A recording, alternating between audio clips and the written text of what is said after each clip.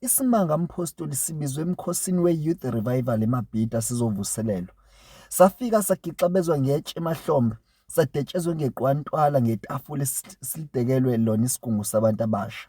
Sayashisekela ngezinhliziyo silangazelela ukutakulwa ezinjabulweni zelizwe ezisithumbileyo, isimanga ngoba sabuya singosibindi gidi. Okwezimvukuzane savundulula ama-frontal nobucwebe, saqala phansi sazicwala sizilungisa, silingisa unina weBhabhiloni. Lapha kuthiwa umuntu omusha vele usehlule, ze simbambe engaphunyuki, masimlethele kumsokozisayo, ageyize abhiyoze phakathi esempelini lokuthandaza. Ngiqinisile amathambo oTimothewu ayaguquguquka emathuneni. Bangakhuza umhlolo mabengavuswa bebone lemihlola. Kube ukungena kwabaculi belizwe, saphenduka ilizwe, kuchwaza inkundla ngokugcwala kwayo.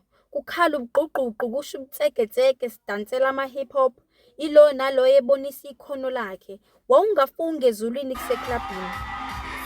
Ngonyama siyacela sivusele isigungu esizoma silwisane namaFilisti.